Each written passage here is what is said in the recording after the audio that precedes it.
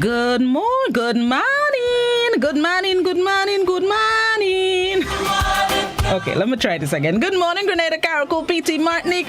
What up, what up, what up, what up, what up? Bless up your whole selves. It's another marvelous Monday in the land of the living. Thank you so much for tuning in to Good Morning Grenada.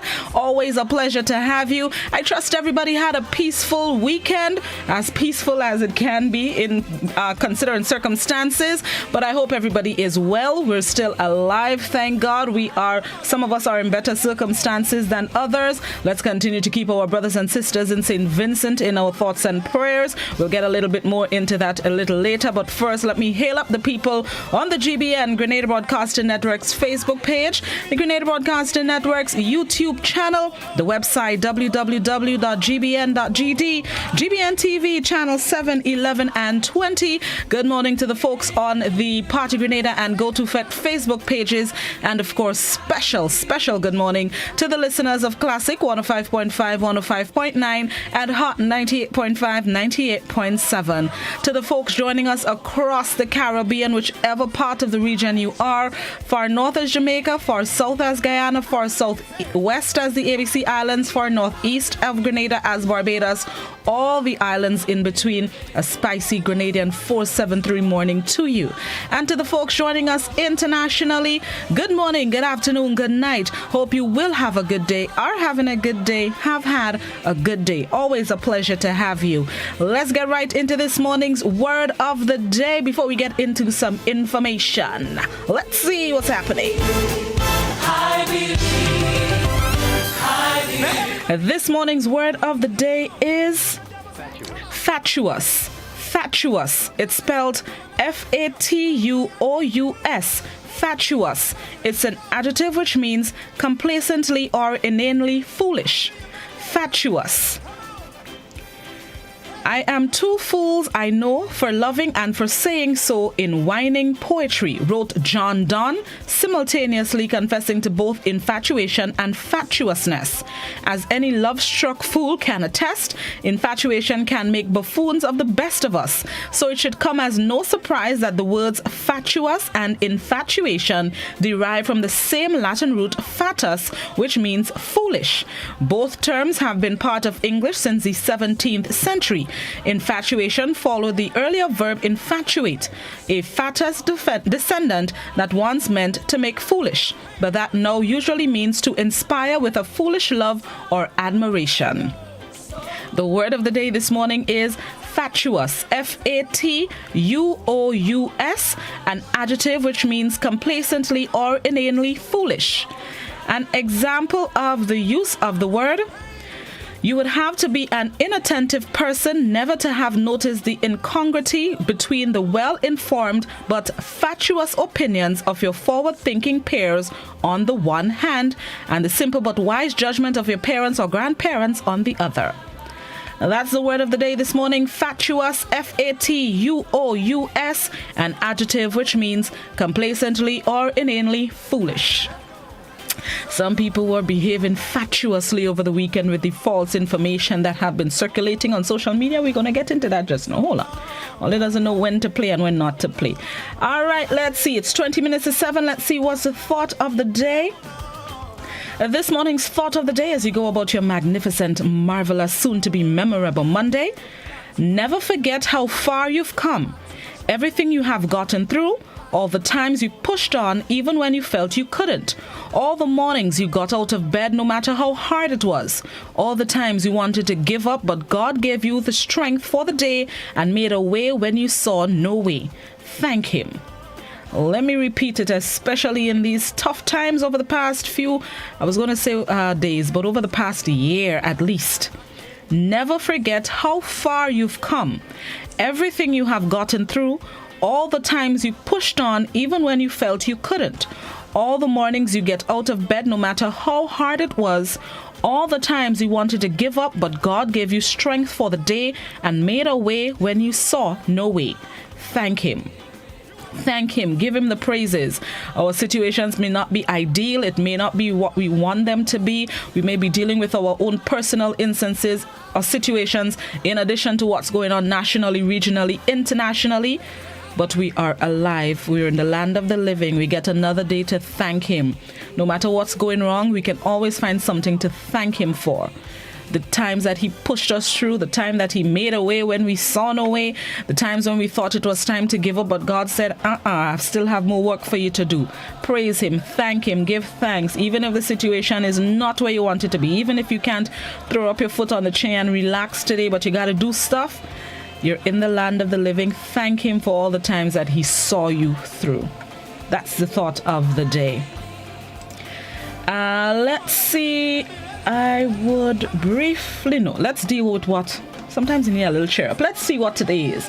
Today, the 12th of April 2021. Let's see what's celebrated today. Today it is Grilled Cheese Sandwich Day.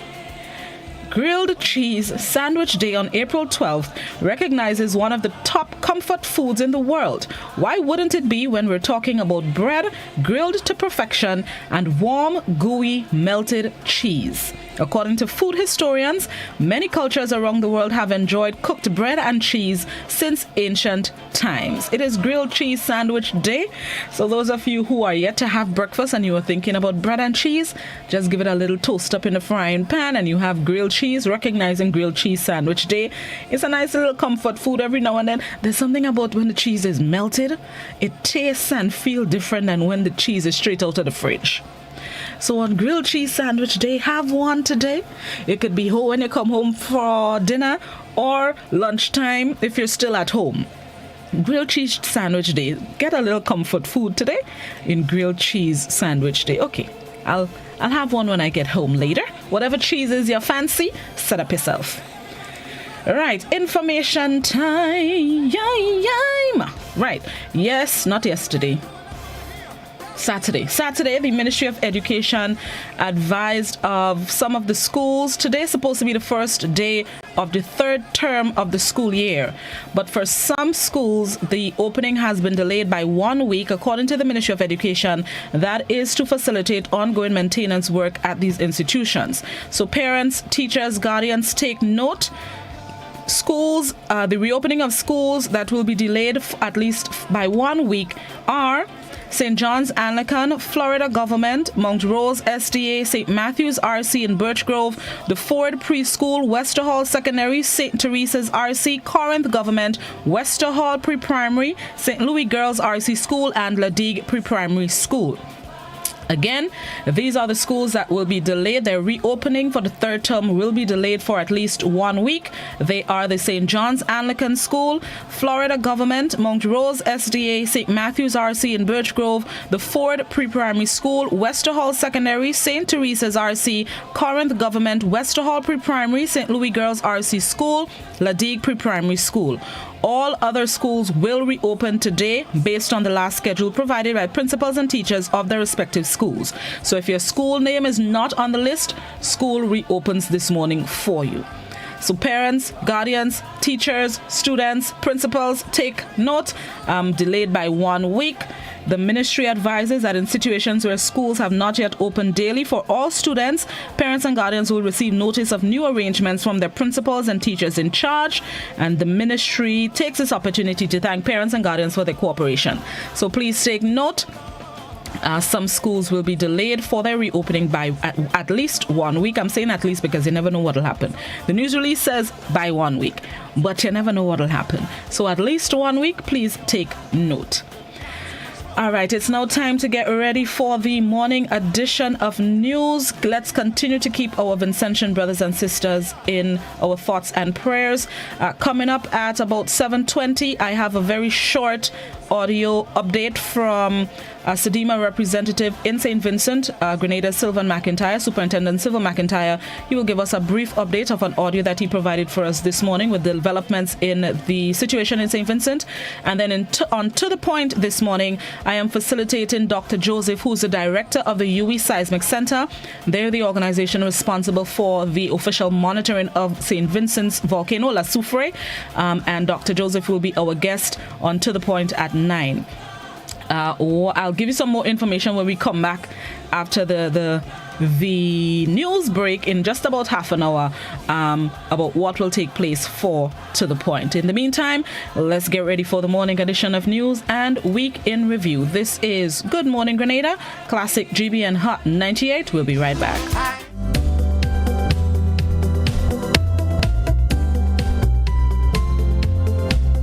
Initially on Easter Monday, a quiet weekend was reported as the traffic department of the Royal Grenada Police Force reported no major accidents or incidents on the Easter weekend.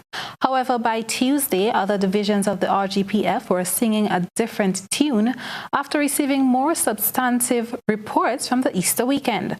One man is one limb less and hospitalized following an altercation on the Easter weekend. More in this, Chrislina John reports.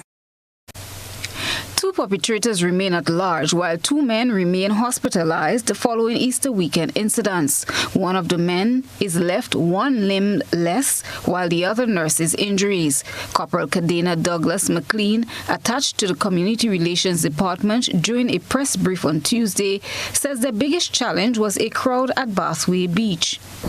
There was also a chopping in the parish of St. Andrew, Moncton to be precise, during the hours of Thursday night into Friday morning, and one man is presently hospitalized at the General Hospital. Due to the severity of his wound, his hand had to be amputated and he's still warded at the hospital. Stabbing at H.W. Street in St. George's, and that victim is also hospitalized at the General Hospital. Police continue their search for both perpetrators of these acts. The officer spoke to a video that went viral on social media on Monday, which showed 2 young ladies involved in a fight. Corporal McLean explained how the police handled the matter as the 2 await their day in court. 2 young ladies who were seen fighting in a video over the weekend.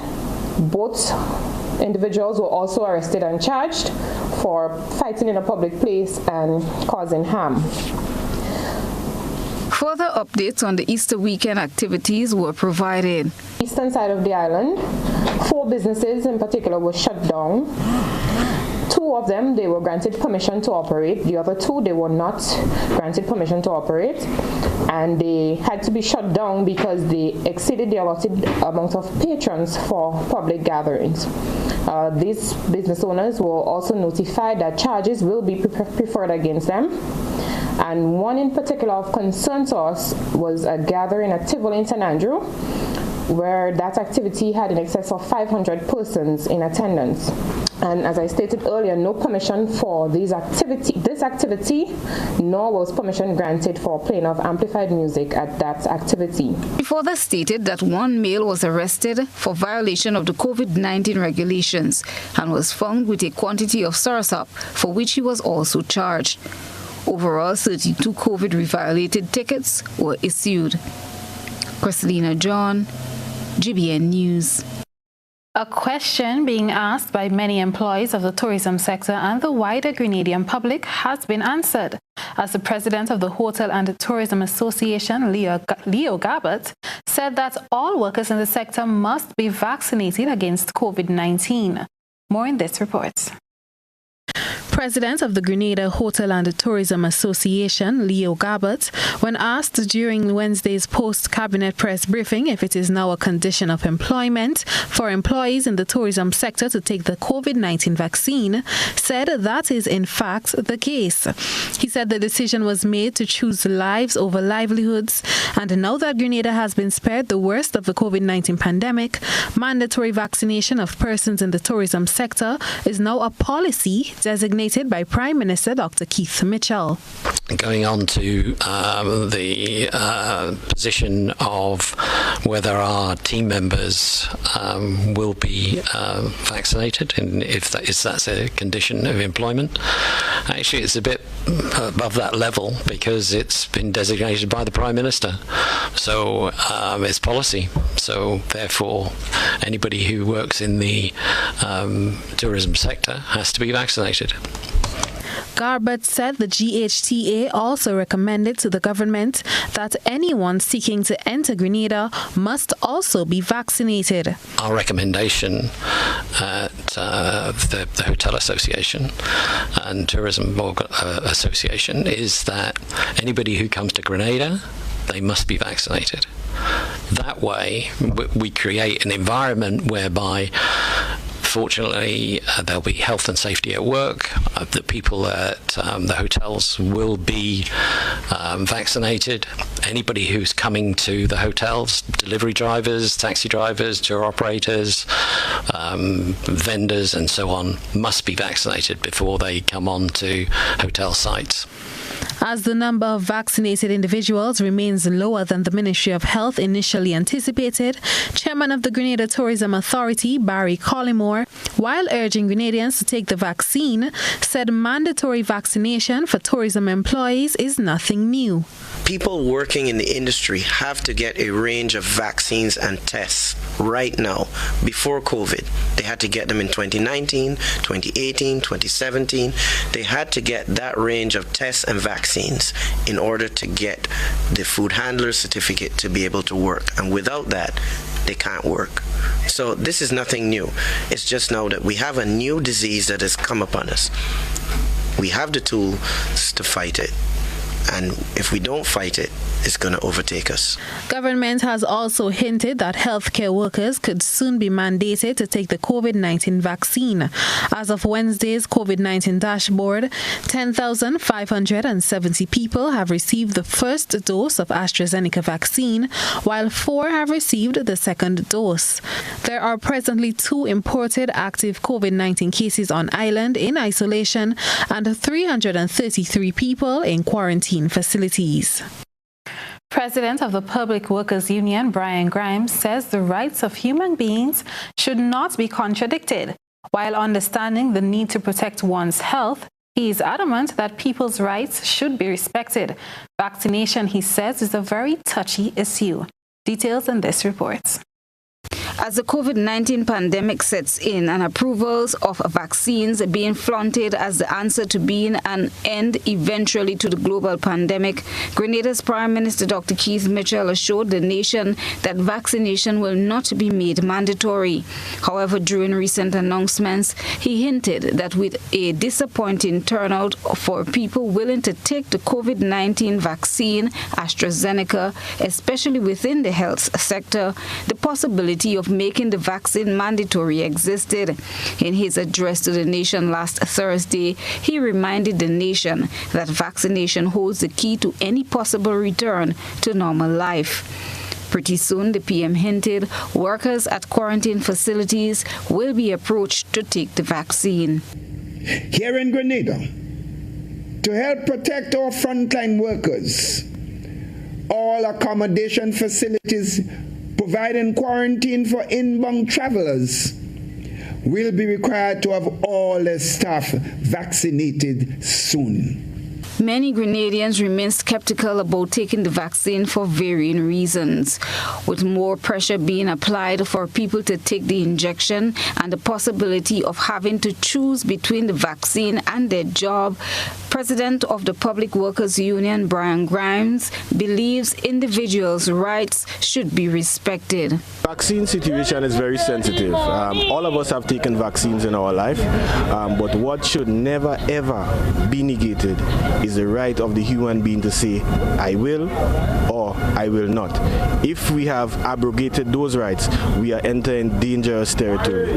So it's something we in the movement, we are looking at carefully, even at the TUC level, and we'll observe as we go on. We understand the need for health, for the protection of the population, but sacrosanct is the right of the worker and the right of the human being to say, I will or I will not.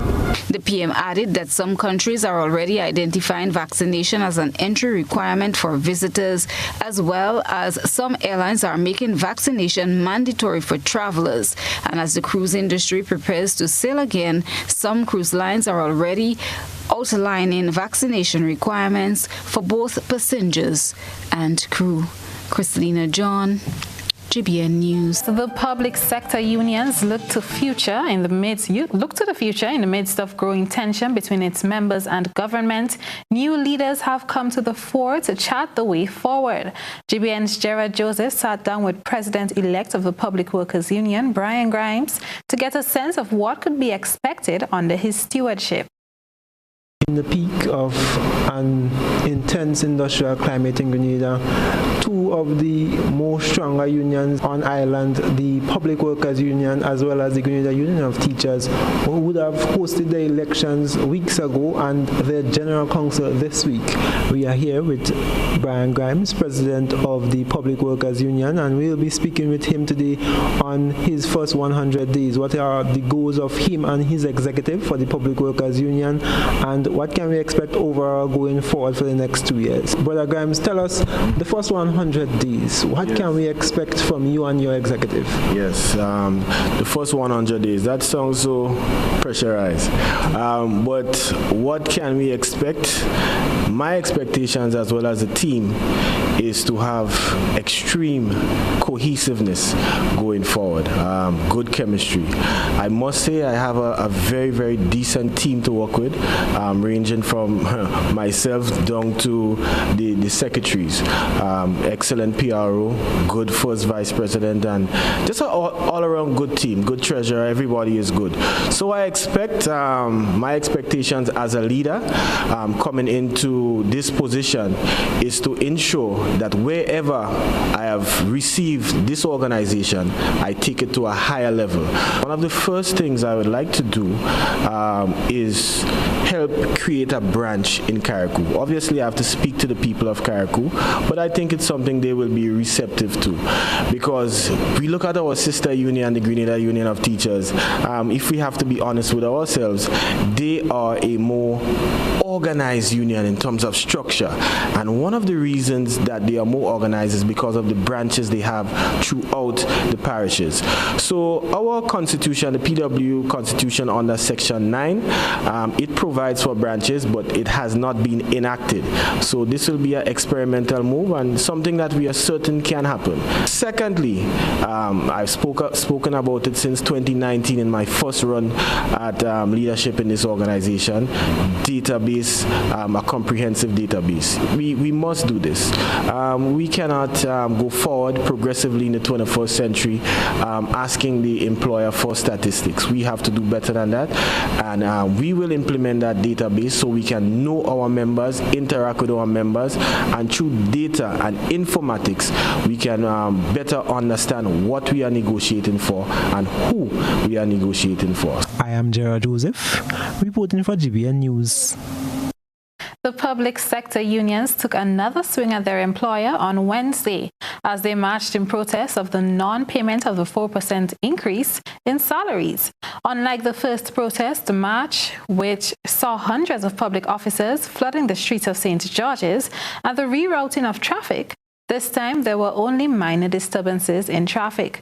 We get the latest developments.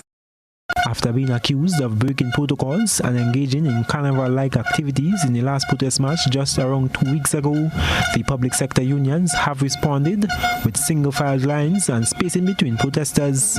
Taking on a similar route, the public officers marched from the Greenridge area onto the town of St. George before detouring towards the financial complex on the Carnage. The drums were rolling and horns honking despite the inclement weather and the blockade of policemen at the main entrance of the financial complex.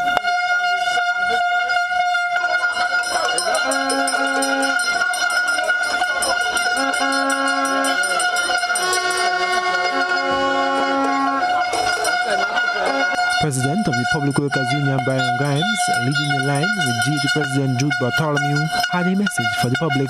Yes, this march is for more than the 4%. The 4% is absolutely important, like the leaders of the trade union movement have stated and the workers have stated, the rank and file have stated. But this march is also for law and order in this country. We are doing it properly. We have our social distancing, everybody is wearing their mask and so forth. But I want the Grenadian people to really observe what is taking place in the country. Look at what is taking place with Sister Gemma Bain Thomas, a court rule, judiciary rule. The government flouted that judgment. Look at the situation with public officers and the unions. We have a collective bargaining agreement. That was negated also. Look what is happening with the TAU and the people at the bank, formerly RBTT. They have to be outside in the rain now fighting for their rights. The administration has allowed the transition in ownership, despite the fact that they know Grenadian workers are suffering. This is what is happening. So this march is not just for the 4%, it's for law and order and for the rebirth of institutions in this country and the respect for institutions. This is what it is. Grimes explains the symbolism of public servants wearing red. The significance of red is for the blood of the martyrs that has spilled before in the fight for workers' rights in the past, and it symbolizes the passion we as leaders and rank and file members have for our rights and the Constitution and all the things related to social and economic justice in our country. Quizzed on whether the unions will be hosting any more activities this week, the union leader says the form of struggle remains to be seen as their rights as workers continue to be eroded daily. I am Gerard Joseph for GBN News. A day before the protest march, the chairman of the Grenada movement, Dr. Patrick Antoine, said the government of Grenada was setting a bad example for Grenada's youth as there is too much bacchanal involved in the struggle for public officers' 4% salary increase. He said the matter needs to be resolved as soon as possible. Details on this report. If a CARICOM national can get a judgment from the court and our government will not conform swiftly to that judgment, but a foreign national can get a judgment from a court and our government conforms to it swiftly, then it raises some very real questions about our society. Chairman of the Grenada movement, Dr. Patrick Antoine, while discussing the 4% salary increase saga between the government of Grenada and public workers, said all parties involved need to return to the negotiating table and come to a consensus about the 4% salary increase. Speaking on GBN's To The Point program, he described the government's failure to negotiate with the unions and attempts to pay even 1% as a monumental failure of leadership. If the government had stopped by saying we can't pay anybody because the circumstances have changed and we now have to relook everything, that would have been okay. But they didn't do that. They paid some and didn't pay others. And so by any test, this to my mind is where leadership should have mattered. This to my mind is where the discussion should have taken place, not in the public domain. We like too much bacchanal. We don't want to talk to each other anymore. He said teachers and public servants have a right to feel discontent since the government took on and resolved multiple other financial obligations, even though the 4% agreement came prior. The teachers have a just right to feel that you did not honor mine, even when we take the COVID and the judgments of the court I've spoken about into account. But you've taken on Grenlet, you've taken on the airport, and you've also taken on new spending, right? For instance, through the environmental wardens. Dr. Antoine said the saga can still be resolved, but that depends on the government and unions' willingness to meet and simply talk to each other. The government and the unions need to meet and demonstrate that our society has come further than this. And any party that fails to do so must know that our history will judge them cruelly, because when we should be coming together in the name of COVID and economic recovery that all of us want to see, what we're doing is spending time, unnecessary time, fighting and shouting at each other because we refuse to talk. We refuse to talk. Leadership is required, and the government must lead on this matter from in front. Protest action resumed on Tuesday at the newly branded ACB Caribbean, the location which once housed RBTT Grenada Limited. By Wednesday, a powerful message was being sent out to the new owners of the RBTT Bank. A show of solidarity by members of the Grenada Technical and Allied Workers Union family was given to workers on Wednesday as their struggle continues. Gerard Joseph has the details. A sample of what the management of ACB Caribbean can expect if the issue between the company and employees remains unresolved. Several members of the Grenada Technical and Allied Workers Union joined the now daily protest action by bank employees in a show of solidarity for the continued struggle. Well, we're hoping that with the presence of other organizations here today, we're hoping that the management understand that the struggle is not just for the workers of RBTT, and that if need be, that other organizations are prepared to assist the workers to ensure that they get what is due to them. Well, one of the strong points of the union is solidarity, because the thing is that you never know when your turn will come, so it's always good that you're able to give support to other workers for a just cause. President General of GTAU, Senator Andrew Lewis, says it's not their intent to bring further hardships to Grenadians, but to get the industrial matters resolved. But because this matter has been prolonged, and because the Antiguans found it necessary to walk into our territory, well, this matter is outstanding.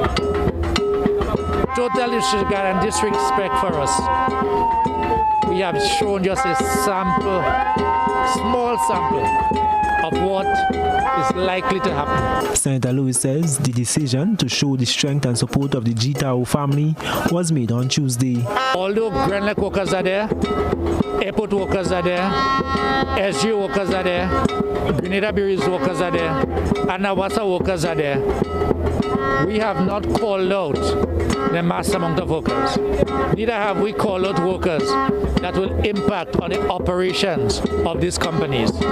So although these are essential services workers, we did not call out the critical workers to come out. The union leader says he welcomes the response by the bank workers in their consistent struggle for what they deserve. We have had some exchange of correspondence with the company over the weekend with a view to try to resolve the matter, and we are waiting to see where that goes. Yes, but in the meantime, the positive is that we have the deep solidarity of our members and the commitment of the bank workers, who is predominantly women, female, but a deep resolve to pursue that struggle for what is rightfully theirs. On Tuesday, the bank's new owner stated that they have retained sole responsibility for the outstanding labor dispute. We have also ensured that any and all severance entitlements that may be finally determined due and payable are secured in an escrow fund in a segregated account, the ACB Caribbean statement said. Lewis says they look forward to a settlement, though highlighting his concern by the intense national industrial struggle in the country and the solidarity being shown on Wednesday, dubbed National Red Day. I am Gerard Joseph for GBN News. Meanwhile, one man's comment has sparked a reaction from the Labour Minister, who also explained his position in the ongoing industrial action at the ACB Caribbean, formerly RBTT Bank. Details in this report. During Wednesday's televised newscast, one customer of the now ACB Caribbean Bank was highly critical of Labour Minister Peter David, whom he believes is not being forceful enough on the bank's management in resolving the present dispute with employees. The Honourable Minister of Labour has made it clear that this situation is not the same as when Scotiabank sold its assets and transferred its liabilities to Republic Bank. Now, if the minister knows that the situation is not the same, it appears to me that the minister has the legal authority, all attempts at mediation having failed, to mandate the appointment of an arbitrator, the award of which will be binding on both parties according to the collective bargaining agreement, which since 1999 under the Industrial Relations Act has the force of law. It is binding on both parties, and it is time that the minister does what he is supposed to do. The minister responded saying that mandatory arbitration cannot be applied in this case. Comments made by some commentators, in particular, one in particular who is saying that the law does give me the power to force arbitration. If the person would actually read the law properly, they would recognize that as Ministry of Labor and as Minister of Labor, we only have the right to enforce mandatory arbitration in the case of essential services. So if this was a matter touching and concerning an essential service, a dispute in an essential service like Grenada or Nawasa, yes, we can have a forced arbitration. We can say to the parties, go to arbitration, and we can also say that this arbitration is compulsory and they must go abide by the arbitrator's ruling. In the case of non-essential services, as in this case, if the person making the comments would actually read the law that he or she is quoting, they would realize that I do not have the right to do that. In fact, arbitration is on the table, but it takes both parties to agree to the arbitration. And in this case, both parties have not agreed to arbitration. So there is no way I can enforce it. There is no way the law gives me that power to enforce it. So Minister David says at the moment the Ministry of Labour is engaged in mediation efforts, hoping that at some point they can come to some sort of conclusion. His role is quite specific at this juncture, and according to him, there is nothing more he can do at this point. My role as a mediator, as arbitrator at this level, not for official arbitration, but certainly to try to bring the parties together to resolve the problem.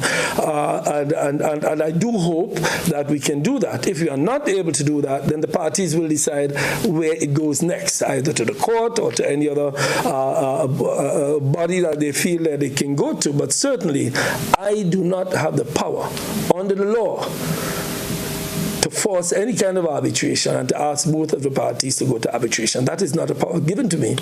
And any person reading the law would recognize that quite early in doing so. Christina John, GBN News. We are taking pride in outstanding performance. We are encouraging and recognizing innovation. We are committed to continuously doing things better, with enhanced services coming soon. Yes, we are here for you. Check us out today for your financial need. GUT Credit Union, it's where you belong. How going on, boy? Hey, good old things. Hey, Daisy. Yeah. Boy, in line, boy. Your house looking a real good day. Boy, it's thanks to the hard-working and professional staff at the Housing Authority of Grenada. They handled me real nice. They did my plan, they did the construction, and I didn't even have to worry about a thing. They were there with me every step of the way, supervising the job, asking me about my concerns, giving me feedback as the house took shape. They were there from start to finish, and even put the keys in the palm of my hand. I give them an A++ for customer service. Oh, it's people from housing bad, boy. Boy, not bad. Excellent. If you're thinking about constructing your home, why not consult the Housing Authority of Grenada? You could visit them right down in the Sandino complex, or give them a call, 440-1015 or 440-1016. Or check out their website, hag473.com. They go handle you. They go jog your blocks, they go draw your plan, they go tote your materials. Hey man, where you going? The Housing Authority of Grenada is your choice for affordable housing and a stress-free construction experience.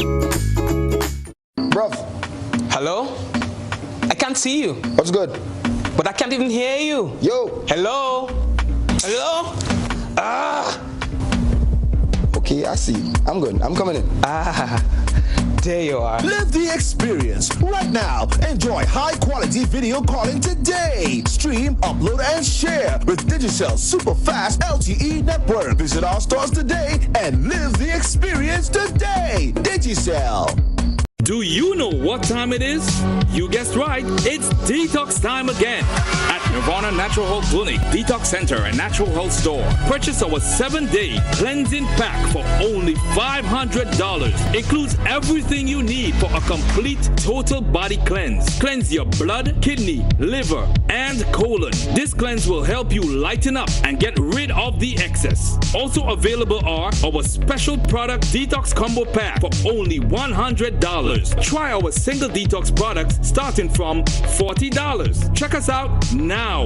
Belmont St. George's, close to the Fall Edge area, or call us on 231-6642, 449-7753, or 418-7115. Nirvana Natural Health Clinic, Detox Center, and Natural Health Store. Detox, your way to health.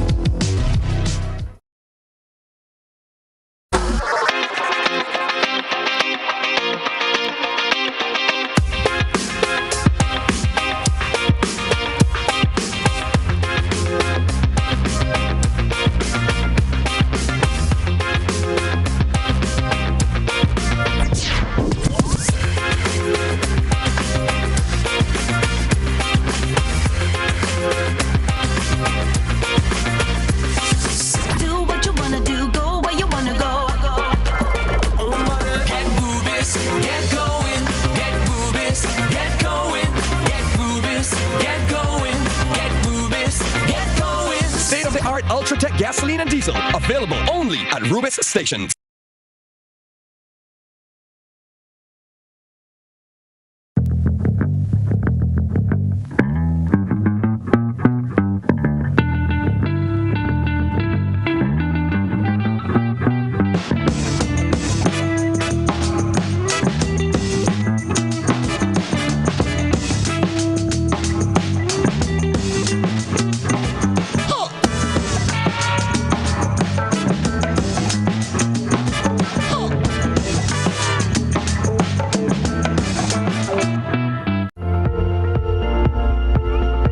Action we take impacts the lives of others around us. The Grenada Community Partnership Initiative, GCPI, has been working with Grenadian organizations to impact communities directly. Giving back to communities we serve is fundamental to the way we do business. And every year, more lives are touched across Grenada, Carriacou, and PT Martinique. In education, sports, health, infrastructure, social services, and beyond. Hey folks, you're invited to tune in to Grenada Music to the World program, hosted by Eugene Gittens on Saturday mornings from 10 a.m. to 12 noon on Classic Radio 105.5, 105.9, Hot FM 98.5, 98.7, GBN TV, and all their social media platforms. The only totally local music program in Grenada, representing all genres of music. So it's Green's Music to the World on Saturday mornings from 10 a.m. to 12 noon on GBN with the music icon himself, Mr. Eugene Gittens. See you then.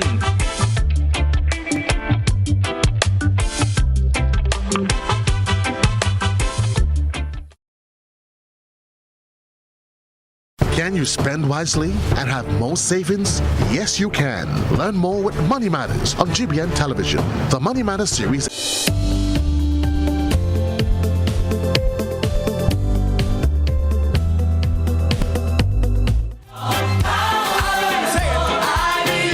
Welcome back to Good Morning Grenada, 18 and a half minutes after the hour of 7 o'clock. Those of you who stuck with us, thanks for your patience. Those of you just joining us, happy to have you. Let's get right into it. It's time for some information on the latest happening at Le Soufrière volcano. Okay, so let me see how I can share it. So I have an audio. Well, I have some information from Superintendent Silver McIntyre, who is currently in St. Vincent representing SEDIMA as efforts continue to monitor the activities in St. Vincent, which we will get to in a short while. When we come back from the video, which is just about 4 minutes or so, when we come back from the clip, I would invite our viewers and listeners to submit questions that they would like me to ask during To The Point, mainly because of the situation in St. Vincent, there is no guarantee that we'll be able to go through the entire hour that is allocated for To The Point. According to how the situation unfolds, the program just might be half an hour or so. So there may not be time to take calls and questions from viewers and listeners at 9. So I would take them now so that when Dr. Joseph, director at UE Seismic Center, comes on at 9, I will get right into them and ask them once time allows. So think about what you would like to know in relation to the updates from St. Vincent Vincent. And then when we come back, I'm going to get the information from our viewers and listeners. Remember, I'm here to serve, and I'm here to ensure that you get the information that you desire, that you seek. So let's hear from Superintendent Sylvan McIntyre, the latest from St. Vincent, and then we're going to get into our viewers and listeners who may have questions. Take it away, Master Control.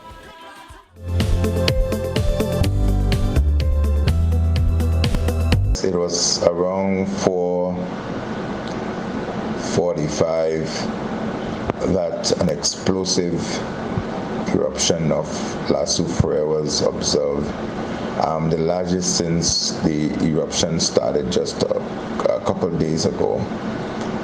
Earlier on, there was some small oozing of pyroclastic flow on the leeward and windward sides of the volcano, but this morning we've been advised from the monitoring scientists over at the observatory that the largest eruption and outflow of pyroclastic flow has started. What this means for the overall condition is that we are concerned that persons left or trapped or who chose to remain in the area, that there could be loss of life or destruction of property. This is not to indicate that it is occurring, but it would be one of the concerns on the island of St. Vincent and the Grenadines Authority to ensure that the best of care is taken for search and rescue persons. And the situation has become a bit more precarious, that the outflow of pyroclastic flow could be very devastating to vegetation and to persons within a particular proximity.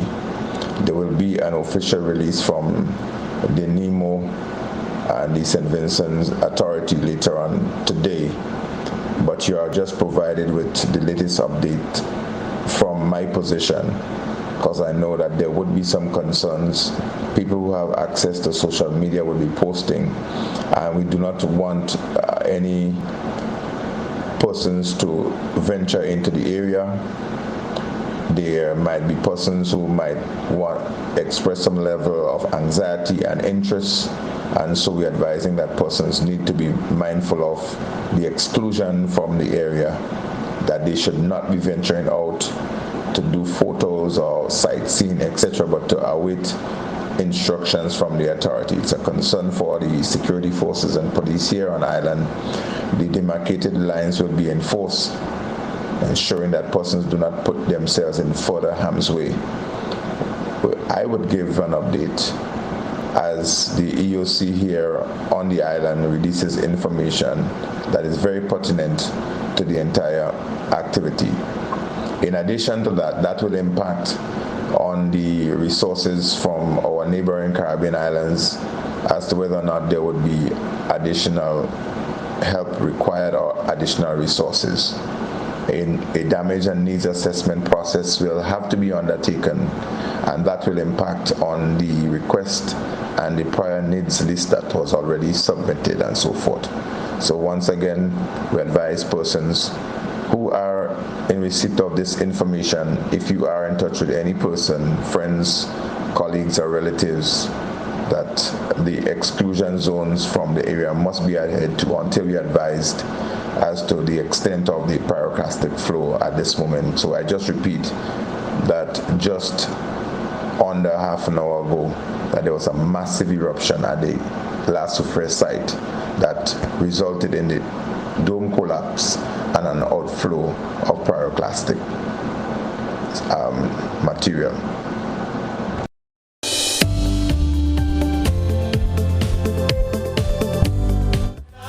And that was Sedima's representative, one of Sedima's representatives in St. Vincent, Superintendent Sylvan McIntyre, giving us an update early this morning in relation to the latest developments at La Soufrière volcano in St. Vincent.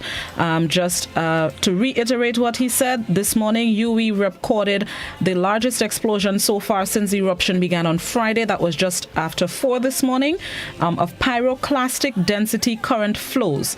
According to the information, pyroclastic flows are fast-moving currents of hot gas and volcanic matter. So that's what's taking place in St. Vincent. UWI also advises that the dome has collapsed since that explosion early this morning as well. So we continue to monitor what's taking place. Coming up at 9 again, I will be facilitating, or I'll be hosting the director at the UWI Seismic Center, Dr. Joseph, on To the Point. Considering the situation in St. Vincent, we may not be able to facilitate calls during the program. In the interest of time, the program just might be 15 minutes, half an hour, maybe 45. Hopefully we'll get to the entire hour. But how the situation unfolds, we just may have to cut it short. So in that case, I will take the questions that you may have for Dr. Joseph or for UWI in relation to the eruption. Take them now so that when she comes on at 9, we can get right into it and ask her. So call me or WhatsApp me and let me know what questions you would want me to ask or what questions you would like to have answered during To the Point. The landline number, 435-2041. The WhatsApp number is also 435-2041. Again, please, only written messages on WhatsApp. And you can also let me know the questions you want to ask on the Facebook page and the YouTube channel. The questions that you would like to ask UWI in relation to the volcanic activity at La Soufrière in St. Vincent. All right, somebody on WhatsApp wants me to ask how are Granatang, I'm writing as I go along, how are Granatang and Mount St. Catherine will be affected. What's the other one we have again? Kikem Jenny. I'm sure you want to put Kikem Jenny in it as well. How Granatang and Mount St. Catherine, Kikem Jenny, are affected with the eruption in St. Vincent. All right, and take note taken. Let me pass through the other social media. Somebody on YouTube wants me to ask, the dome collapsing, does that mean that the ash will be less or has stopped?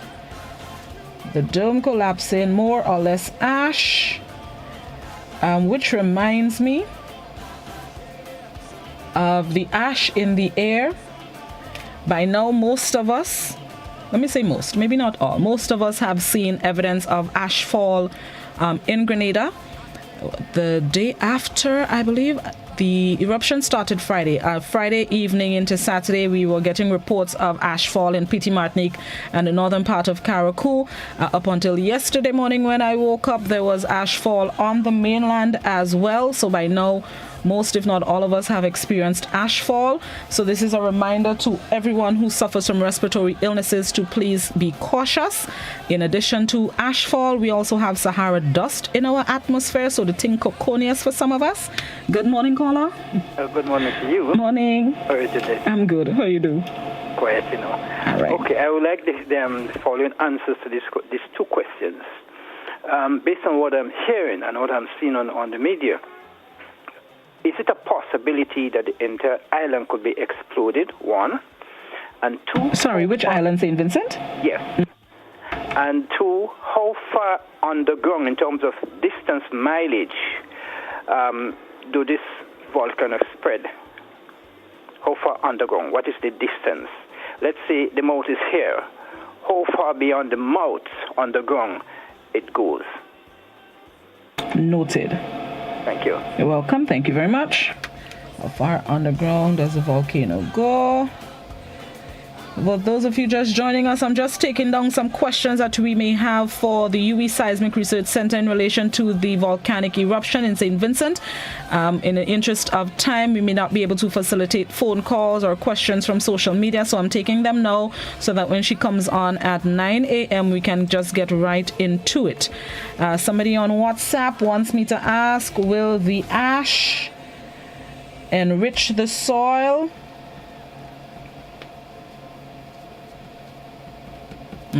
Question taken. All right, just taking some information as we go along. Hold on, let me get a little praise and worship going on in the background. There we go. Right.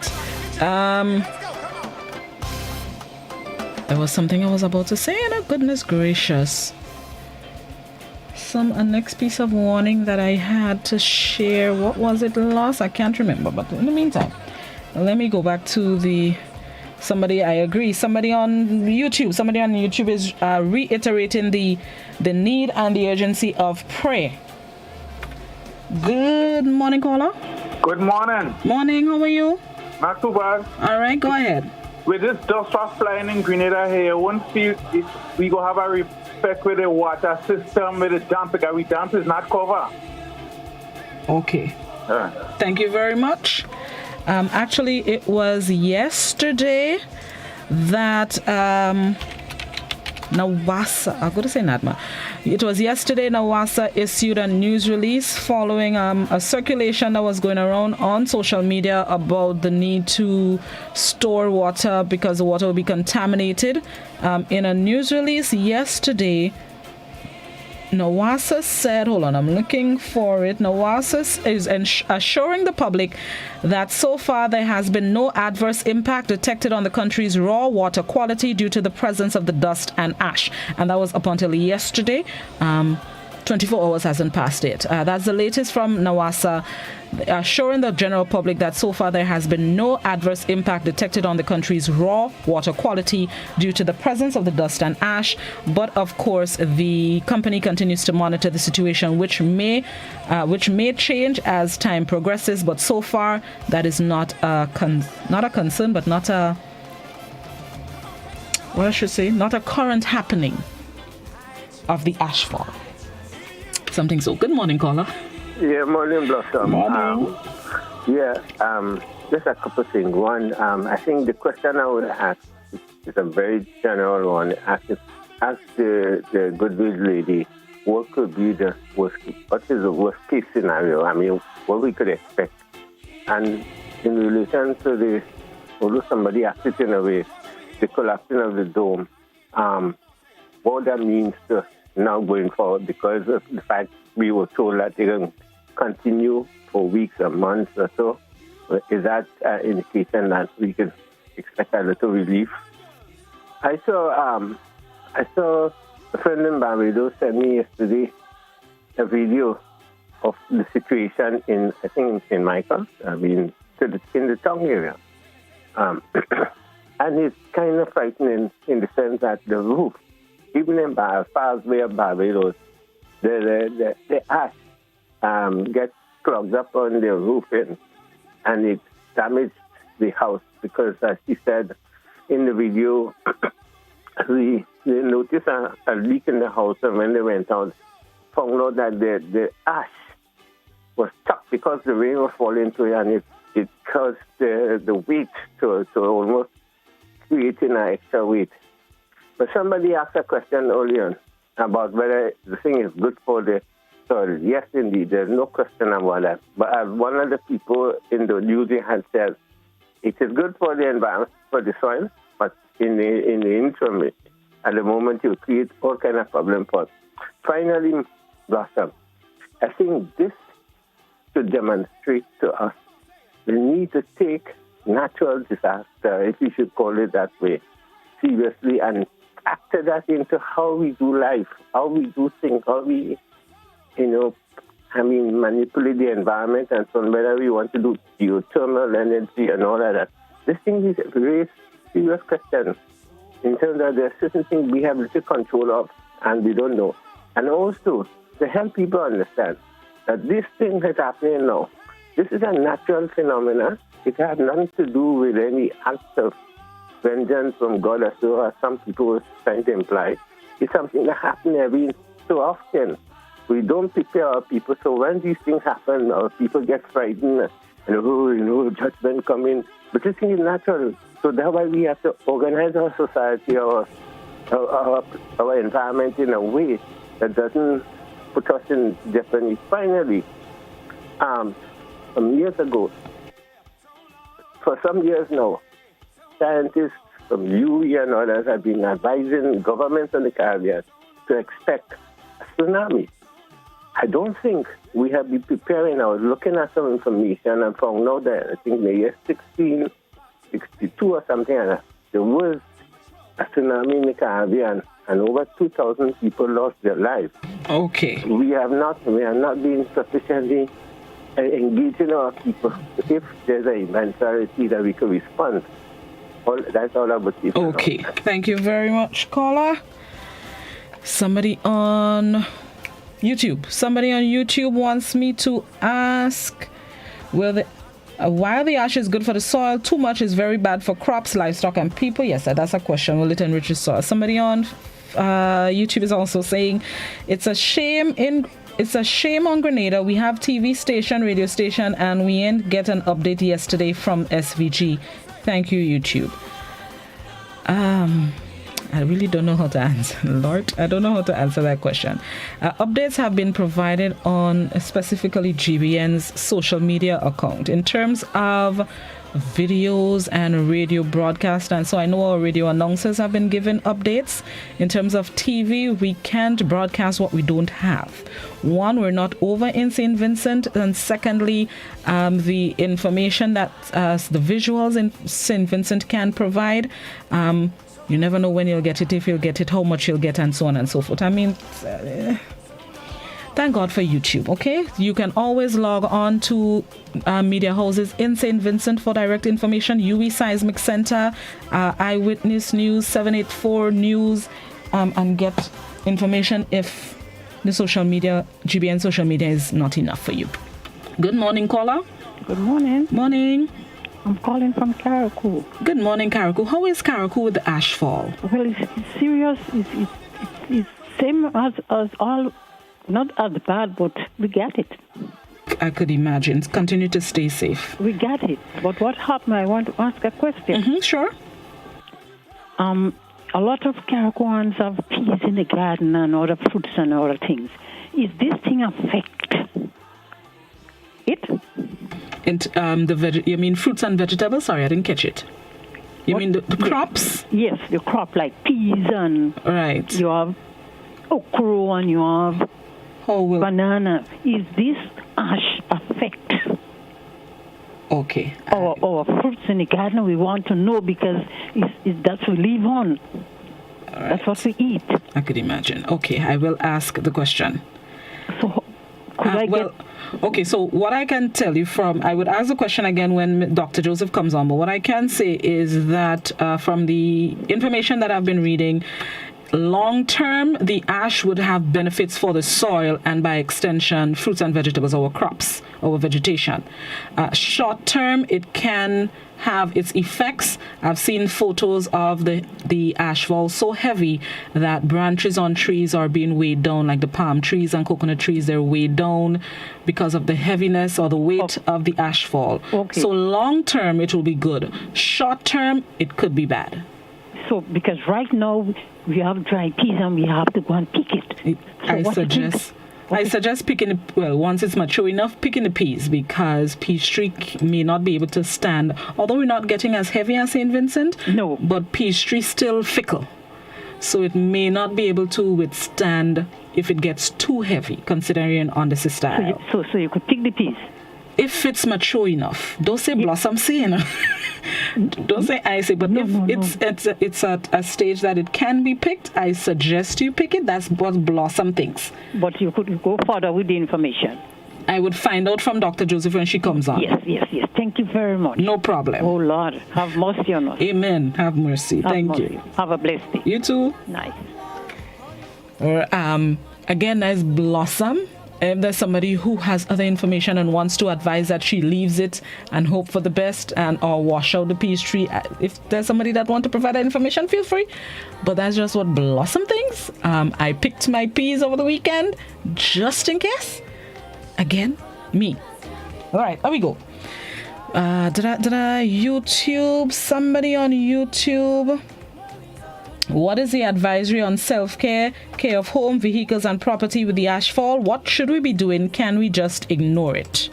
All right, I will ask that question. All right, somebody on Facebook wants to ask, the flow happened every 120 minutes to 3 hours with the collapse of the dome. Would it change the pattern of the flow as was recorded, or can it be end of the eruption with the collapse? All right, question noted. Good morning, caller. Good morning. Morning, how you do? I'm fine. All right, go ahead. I think the problem is the lady was trying to figure whether these things, if she repeats, whether it's going to be harmful to humans or whether it's okay that she can use it. I think that's what she's trying to figure out. Okay, I understand what you're saying. From use, okay, like she picked the okra. Right. Because if it can be consumed. If it's harmful for human consumption. I got you now. Yeah, Thank you. I think that is what she was trying to figure out. Okay, I got it now, and I think I recognize the voice too as well. Have a blessed day. Thanks, same to you. Bye. Bye-bye. Oh, if vegetation will be harmful to consume. Thank you very much for that clarity, caller.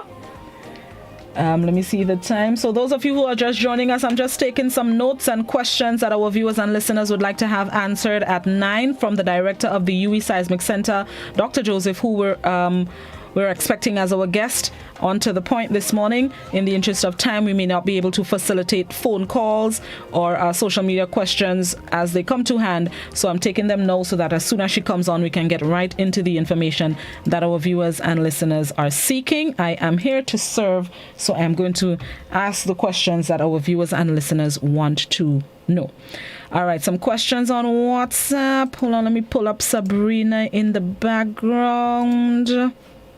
All right, some questions on WhatsApp. WhatsAppers want to know, can the ash do damage to skin and the lungs? Somebody else is asking, I'm from St. Vincent. Good morning. As the Vincentians tuned into the program this morning, my thoughts and prayers continue to be with you. I just want to say on behalf of all of us, thank you for the prayers and inspiration. Despite these difficult times, we really appreciate it. Thank you so much. Continue to stay safe. Continue to protect yourselves, your family, your loved ones. Hopefully the worst is over. Hopefully the worst is over and we can at least start to recover. And I'm saying we because we are all one Caribbean, one culture. Different islands, but it's one people. So our Vincentians tuning in at home and abroad, our thoughts, prayers continue to be with you. I know relief efforts are currently underway. That's the piece of information I wanted to share. But let me take this caller. Hold on. Good morning, caller. Good morning. Morning. As far as I'm concerned, in connection with the vegetable eating and harvesting, if you could avoid it, that's my opinion, by not using them, then it's best not to use them. As far as I'm concerned, obviously it would have some effect on human bodies. So you have to be very careful as to what you're doing. If you can wash the fruits, well then I don't know where this water would come from. Well, if it's pure water, according to where you live, then you'd have to wash the fruits or wash the vegetable thoroughly so that the ash and it wouldn't be contaminated, would not be able to contaminate your body or your hands. That's my take on these people asking this question. They are right for finding out about themselves, how they would be, I would say, affected, not effective, because people use wrong word and they say effective when in certain circumstances. I know what I'm talking about. If you want me to educate you more on affect and effect, I can tell you who said that. Next time. Thank you very much. Thank you. All right. That's the information I wanted to share. Relief efforts. There are a number of relief efforts taking place, not just in Grenada. I can say worldwide, because I've seen information from, was it Scotland, I believe it was? The US, Canada, other Caribbean islands are putting their relief efforts together. There are individuals who are doing their own to assist our brothers and sisters in St. Vincent, but most of the relief are being coordinated with the National Disaster Management Agency, NADMA.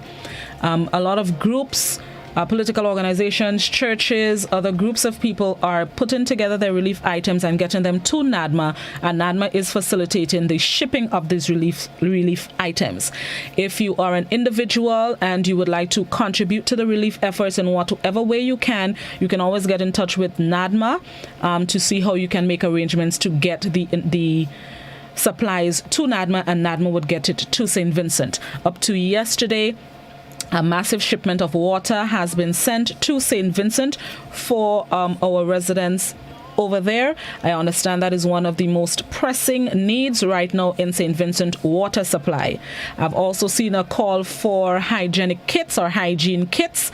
I guess tissue paper, maybe roll-on toothpaste, sanitary napkins, this kind of hygiene supplies.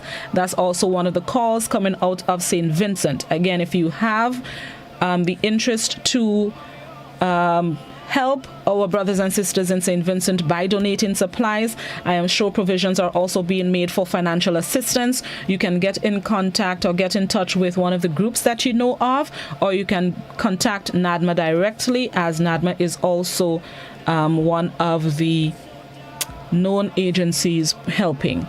I guess they know the way of shipping easier, maybe cost effective, or so on and so forth. So far we've received I've seen a lot of water being shipped out. Thank you to those who have contributed. There are some Vincentian cricketers in Grenada, based here in Grenada because of the Windward Island cricket, and they have also come out and lent their support for their own residents, family members in St. Vincent. I have seen footage from artists, local artists who are assisting. I'm trying to remember exactly who it was I saw in the picture. I can't remember. Old age catching up with me. But thank you to those of you who have contributed, and if you still have the interest, contact NADMA.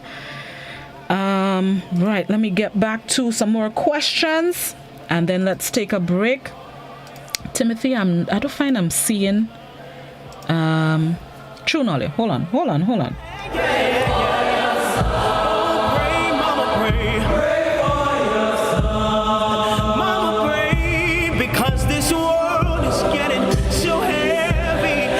A fitting song coming at the right time. It is now time for us to take a very quick break, and when we come back, we link up with Just School Media for this morning's traffic cam. St. Vincent residents, near and far, we keep you in our thoughts and prayers. Good morning, Grenada. We'll be right back.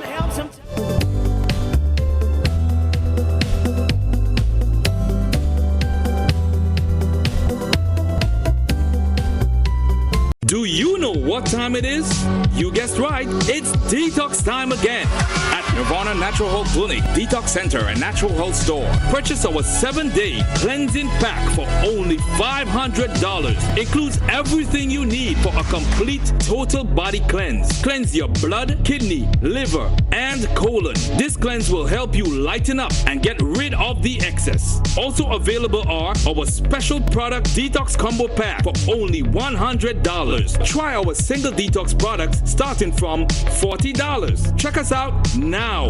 Belmont St. George's, close to the Fall Edge area, or call us on 231-6642, 449-7753, or 418-7115. Nirvana Natural Health Clinic, Detox Center, and Natural Health Store. Detox, your way to health.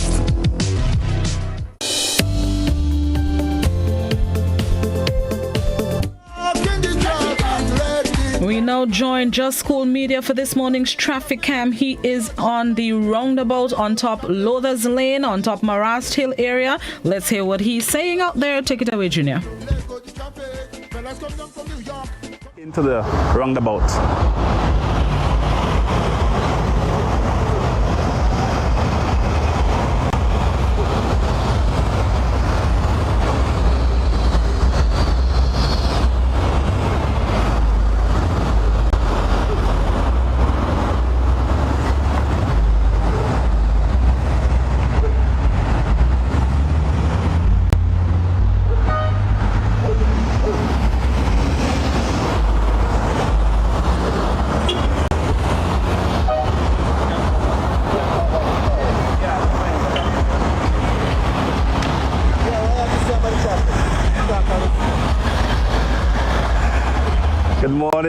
Good morning. This is your Monday morning traffic cam. We see there's a lot of traffic coming from the White Gun, St. Paul's Library direction. That's where the majority of traffic is coming this morning. And we also have some traffic coming up Maras Hill to either go into Tarantine or to go down Lucas Street. So you see, based on how the roundabout is, you see we just have the traffic delay on the morning. That's one of the reasons why traffic delay does be when you're coming down White Gun. Because traffic here must give way to traffic on your right. You must give way to traffic on your right.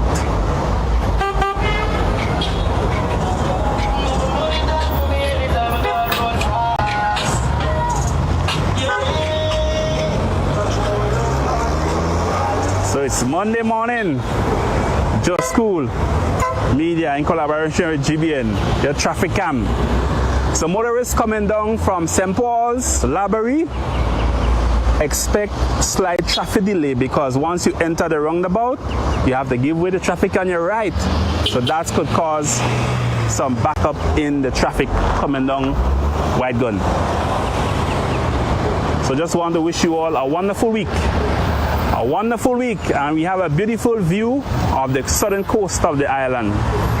If you are looking, you can see a beautiful view of the southern coast all the way down to Point Saline.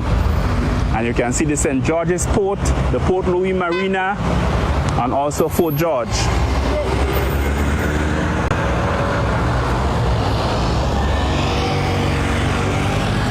So welcome everyone.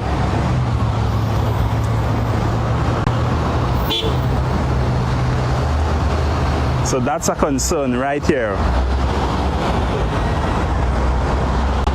Because of how give way the traffic on your right at the roundabout, there will always be traffic delay when there's a lot of traffic from vehicles coming down White Gun. So you can see it. Once you have a lot of traffic coming up Marasil, there'll be delays with traffic coming down from White Gun, just because of how the roundabout is designed. And like standing here this morning, I can clearly see it. Once there's a lot of traffic coming up Marasil, there is traffic delays coming down White Gun.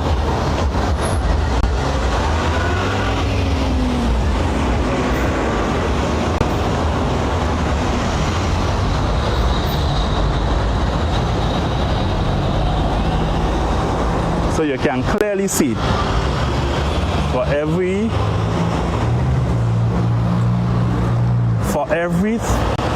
3 vehicles that comes from Marasil, 1 vehicle get a pass to go down because of how the roundabout is designed.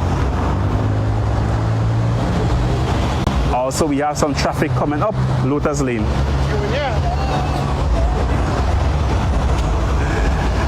And not much traffic coming up Lucas Street. Not much traffic coming up Lucas Street. So you want to get out of St. George's, you can use Lucas Street. Yeah!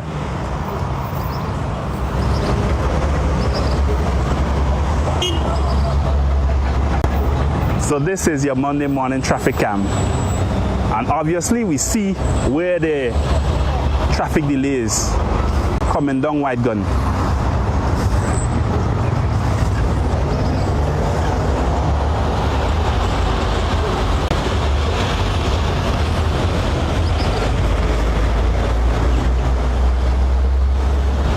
So we want to wish you a wonderful week as we end this Monday morning traffic cam with a beautiful view of the southern coast of the island all the way down to Point Saline. You can view Port Louis Marina, the St. George's Harbor, you can view Fort George and parts of St. George's.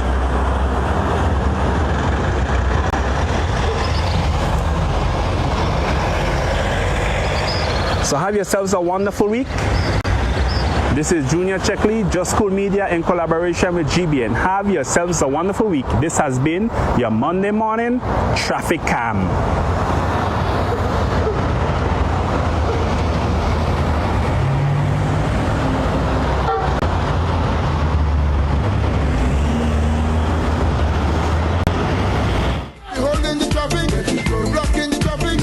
Every Monday and Wednesday at 7:45 a.m., giving you a look at what's happening outside there in relation to the traffic from on top of Lothers Lane area. It appears to be flowing smoothly, coming down the Lucas Street area. Further along from the shot of the cameraman, it's a different story. As usual, the traffic on Upper Lucas Street, for as far as I can see from my vantage point into GBN, the traffic is backed up to the entrance of Sans Souci. But for those of you using the roundabout area going down Lothers Lane or even up to St. Paul's, down Maris Hill, up Maris Hill, those areas the traffic appears to be flowing smoothly according to the visuals provided by Just School Media this morning. Lucas Street is a different kettle of fish. But keep that in mind as you traverse your Monday morning traffic. Thank you so much to Junior Checkley for this morning's traffic cam. It is now 5 minutes on to 8 o'clock. Let's get ready for the BBC's 8 a.m. newscast.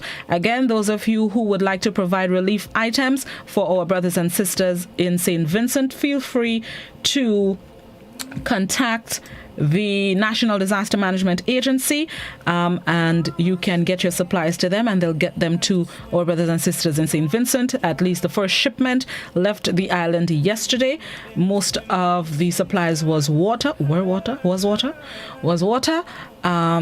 And another shipment is expected to leave later on in the week. So feel free to contribute as much as you can because they need our assistance greatly. Let me go back to UWI's Seismic Research Center page to see if there has been any update since about 6 o'clock this morning.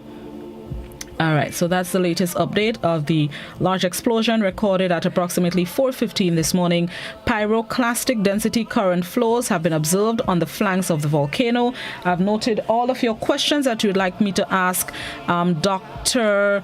Joseph, the director of the UWI Seismic Research Center. She'll be our guest on this morning's To The Point at 9, so be sure to tune in to hear some of the latest updates in relation to the La Soufrière volcano in St. Vincent. All the questions still on the WhatsApp. Well, WhatsApp is before me, so I would definitely have them at my fingertips when she comes on. Good morning, Joseph Kado. You have yourself a blessed day, Joseph. Left me alone, Joseph. Enjoy the rest of your Monday. It's the start of the work week. Do what you gotta do. Do it to the best of your ability. The atmosphere and the spirit probably not there, but you gotta do what you gotta do. Enjoy the rest of your Monday, everybody. St. Vincent and the Grenadines, we continue to keep you in our thoughts and prayers. Let's get ready to join the BBC's 8 a.m. newscast as I pull up the Jefferson featuring the Presentation Brothers College Choir song, Pray for Your Son. Hold on to me, taking a 2 notes. Hold on there to me, hold on.